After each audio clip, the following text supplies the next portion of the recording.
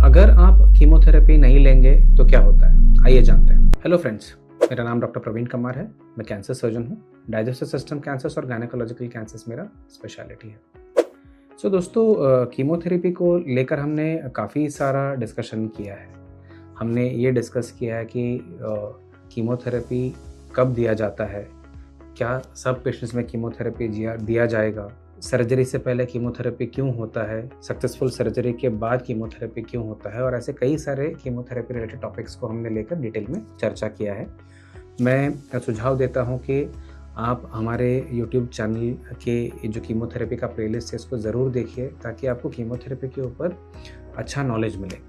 तो आज का टॉपिक है दोस्तों एक बहुत ही इम्पोर्टेंट इशू पे, वो है क्या कीमोथेरेपी आप नहीं लेते हो तो तब क्या हो सकता है आपके साथ। तो कीमोथेरेपी जब कोई सजेस्ट कर रहा है, कोई ऑन्कोलॉजिस्ट आपको सजेस्ट कर रहा है, ये किसी के पर्सनल ओपिनियन पे डिपेंड होके या उनको ठीक लगता है उसके लिए वो सजेस्ट करते हैं, ऐसा नहीं रहता है दोस्तों। जब भी कीमोथेरेपी का डिसीजन होता है ये हमेशा साउंड साइंटिफिक रैशनल पे निर्धारित होता है। तो ये जो साइंटिफिक रैशनल या साइंटिफिक कारण जो है ना, ये रिसर्च में प्रूव किया रहता है कि ऐसे स्टेज के लिए, इस टाइप के कैंसर के लिए कीमोथेरेपी फ़ायदेमंद रहता है, जिससे बीमारी का कंट्रोल अच्छा रहेगा, बीमारी वापस आने का चांस कम होगा और पेशेंट को क्योर का चांस बढ़ेगा, जिससे उसकी आयु भी लंबी होगी। तो ये साउंड साइंटिफिक रीज़न के साथ कोई आपको कीमोथेरेपी सजेस्ट करता है। और स्टेज और बायोलॉजी के हिसाब से अगर कीमोथेरेपी के अल्टरनेटिव है, समझ लो कि इम्यूनोथेरेपी या टारगेटेड थेरेपी के अल्टरनेटिव्स हैं, तो हमेशा आपके ऑन्कोलॉजिस्ट वो अल्टरनेटिव्स को भी आपके साथ डिस्कस करते हैं। और थोड़े बहुत ऐसे भी केसेस रहते हैं जहाँ पे कीमोथेरेपी का जो फ़ायदा है बॉर्डर लाइन रहता है, मतलब इतना सिग्निफिकेंट फ़ायदा नहीं हो सकता है। ये भी चीज़ आपके साथ हमेशा डिस्कस किया जाता है। तो बोलने का ये मतलब है कि जब कोई कीमोथेरेपी सजेस्ट कर रहा है तो काफ़ी सारे चीज़ों को कंसिडर करके वो ऑन्कोलॉजिस्ट आपको कीमोथेरेपी सजेस्ट करता है। इसके बावजूद भी कई बार ऐसे होता है कि थोड़े पेशेंट्स कीमोथेरेपी को रेफ्यूज़ करते हैं, भले ही उससे उनको कितना भी एडवांटेज का पॉसिबिलिटी रहे। ये क्यों होता है? कई बार ये होता है नॉलेज में गैप रहने की वजह से। हो सकता है कि उन्होंने अपने फैमिली मेम्बर में किसी को कीमोथेरेपी लेते हुए साइड इफ़ेक्ट को झेलते हुए देखा है, या किसी के स्टोरीज सुने हैं जहाँ पे उनको कीमोथेरेपी से बहुत ज़्यादा तकलीफ़ हुआ। इसके ऊपर भी हमने कई दूसरे वीडियोज़ में भी चर्चा किया था।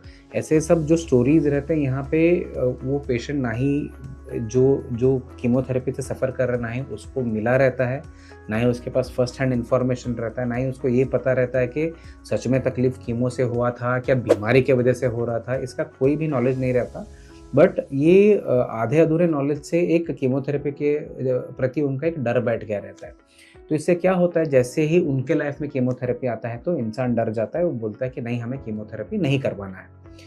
दूसरे एक और चीज़ है, जैसे कि एक सक्सेसफुल सर्जरी हो रखा है, तो सक्सेसफुल सर्जरी हो गया तो पेशेंट को लगता है कि अरे यार, जो भी बीमारी था ऑलरेडी निकल चुका है, तो अब क्यों हम कीमोथेरेपी के बारे में सोच रहे हैं। ये भी टॉपिक के ऊपर हमने एक सेपरेट वीडियो बनाया, वो भी आप ज़रूर देखिएगा। तो ये दो इम्पॉर्टेंट चीज़ें हैं। तीसरा इम्पॉर्टेंट चीज़ है कि कई बार एडवांस्ड स्टेज में, जहाँ पे स्टेज 4 है, पेशेंट का नज़रिया ऐसा रहता है कि यार ऑलरेडी फाइनल स्टेज है, तो शायद मेरे पास ज़्यादा टाइम नहीं है, तो मैं कीमोथेरेपी क्यों लूँ। बट ये जो सारा जो इम्प्रेशन है या जो विचारधारा है ना, ये कंप्लीट इन्फॉर्मेशन को लेकर कंसिडरेशन नहीं किया रहता है।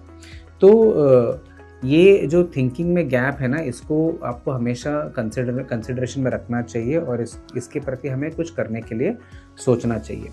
बस इन सारे चीज़ों में जितने भी मैंने सिनेरियो बोले, इसमें आप कीमोथेरेपी नहीं लेंगे तो क्या होगा, ये मैं आपको समझाता हूँ।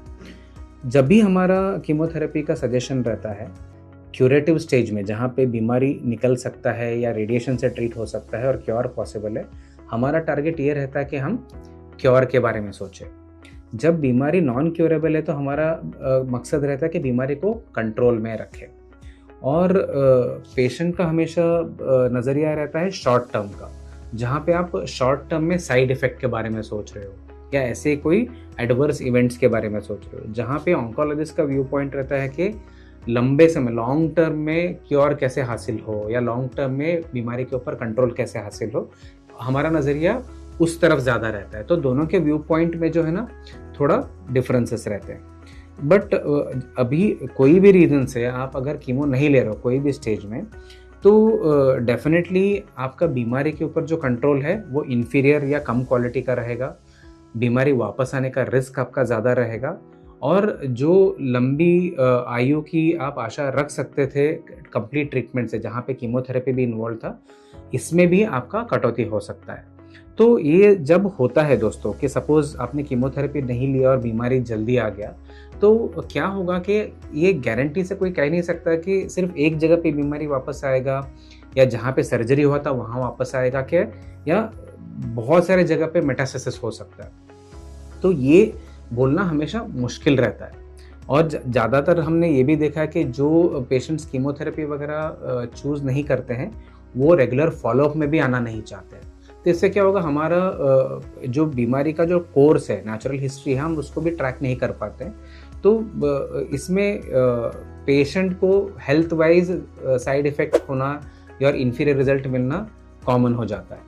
और दूसरा बात ये भी है कि सपोज़ आपका बीमारी वापस आ गया, आपने कीमोथेरेपी नहीं लिया था, तो जब बीमारी वापस आता है तो उस बार भी क्या होगा, सॉल्यूशन वही है कि हम आपको कीमोथेरेपी का ऑफ़र दें या कोई सूटेबल जो अल्टरनेटिव थेरेपी उसका ऑफ़र दें। तो बोलना ये चाहूँगा कि जब आप कीमोथेरेपी को डिस्कार्ड करना चाहते हो, आप कीमोथेरेपी नहीं लेना चाहते हो, तो आपके मन में जो पॉइंट्स हैं आपको अपने ऑन्कोलॉजिस्ट के साथ डिस्कस करने चाहिए कि हमें ऐसा लगता है।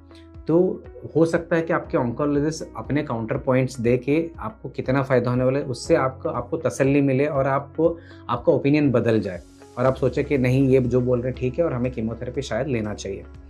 दूसरा चीज़ मैं सजेस्ट करूँगा कि आप जो रेजिम आपको बोला गया है, जिस टाइप का कीमोथेरेपी आपको बोला गया है, आप अपने ऑन्कोलॉजिस्ट को भी बोल सकते हो कि कोई पुराने पेशेंट जिन्होंने ऑलरेडी ये लिया हो उनसे बात करा दो। तो हो सकता है कि आपको एक पेशेंट पॉइंट ऑफ व्यू भी मिले उसमें। तो इससे हो सकता है कि आपके विचारधारा बदले या आप अपना डिसीजन चेंज कर पाओ। और तीसरा ऐसे ही एक सजेशन रहेगा कि सेकंड ओपिनियन ले लो। अगर आपको लग रहा है कि किसी पर्टिकुलर ऑन्कोलॉजिस्ट ने आपको ओपिनियन दिया है और आप उससे ज़्यादा संतुष्ट नहीं हो कि जिन्होंने कीमोथेरेपी सजेस्ट किया है, डेफिनेटली आप सेकंड ओपिनियन के लिए जा सकते हो, ताकि आपको अगर more than one view point मिल रहा है तो आप और एजुकेटेड ये डिसीजन ले सकते हो। तो दोस्तों ये आपको ध्यान में रखना बहुत ज़रूरी है। अगर आप सिर्फ कीमोथेरेपी के साइड इफ़ेक्ट की वजह से कीमोथेरेपी अवॉइड करना चाह रहे हो, तो मैं ये बोलना चाहूँगा कि मेजॉरिटी ऑफ जो साइड इफ़ेक्ट्स हैं ना कीमोथेरेपी के, वो मैनेजेबल रहते हैं। और ऑन्कोलॉजिस्ट हमेशा ये ध्यान में रखते हैं कि कीमोथेरेपी के जो साइड इफ़ेक्ट्स हैं ना, इनको कंट्रोल करना चाहिए और इनको हमेशा ऑब्जर्वेशन में रखना चाहिए। और जब भी ये ऐसे लगता है हमें कि कीमोथेरेपी के साइड इफ़ेक्ट ये अनएक्सेप्टेबल हो रहे हैं या ज़्यादा हो रहे हैं, तो हमेशा ऑन्कोलॉजिस्ट कंसिडरेशन देता है कि आइदर डोज कम करे या ड्रग चेंज करे या कीमोथेरेपी को कम्प्लीटली रोक दे। और ये जो कीमोथेरेपी को चेंज करना या रोकने का जो डिसीजन है, ये आपके हाथ में भी रहता है। ऐसे नहीं कि एक पर्टिकुलर कीमोथेरेपी चालू हो रहा है तो उसको कंप्लीट ही करना है, भले कितना ही तकलीफ हो, ऐसे नहीं रहता है। कई बार पेशेंट और ऑन्कोलॉजिस्ट के बीच के डिटेल्ड डिस्कशन के साथ काफ़ी सारे चेंजेस करने पड़ते हैं और ये पॉसिबल हमेशा रहता है। और एक और लास्ट इम्पॉर्टेंट चीज़ रहेगा कि जो कीमोथेरेपी के प्रति जो नेगेटिव ओपिनियन है और जो साइड इफ़ेक्ट्स के प्रति जो डर है ना, ये सिर्फ कीमोथेरेपी रिलेटेड ही नहीं है, आपके ओवरऑल हेल्थ रिलेटेड है। हमने रेगुलरली देखा है कि जो पेशेंट अच्छे मेंटल हेल्थ में है और अच्छे फिजिकल हेल्थ में है, वो यूजुअली कीमोथेरेपी को अच्छे से टॉलरेट करते हैं, सही डोज में ले सकते हैं और कीमोथेरेपी को कंप्लीट कर सकते हैं। अगर आपका ओवरऑल लाइफस्टाइल अच्छा नहीं है, आपका ओवरऑल हेल्थ अच्छा नहीं है, आपका डाइट अच्छा नहीं है और आपका एक्सरसाइज करने का आपका आदत नहीं है, तो इन सिचुएशन में जैसे कि आपका ओवरऑल हेल्थ वैसे ही ठीक नहीं है और आपको कैंसर हो रहा है और आपको ये सब ट्रीटमेंट लेने पड़ रहे हैं, तो ऑब्वियसली है कि आपके साइड इफ़ेक्ट होने का चांस है, कीमोथेरेपी को टॉलरेट करने का मतलब कैपेसिटी कम होने का चांस भी आपका बढ़ जाता है। तो ओवरऑल आपको एक अच्छा हेल्थ बना के रखने के लिए भी हमेशा ध्यान देना चाहिए। तो ये टॉपिक के ऊपर आपको और भी सवाल हैं या डाउट है तो डेफिनेटली हमें कमेंट्स में लिख के बताइए दोस्तों, हम इन डाउट्स को क्लियर करने की कोशिश करेंगे।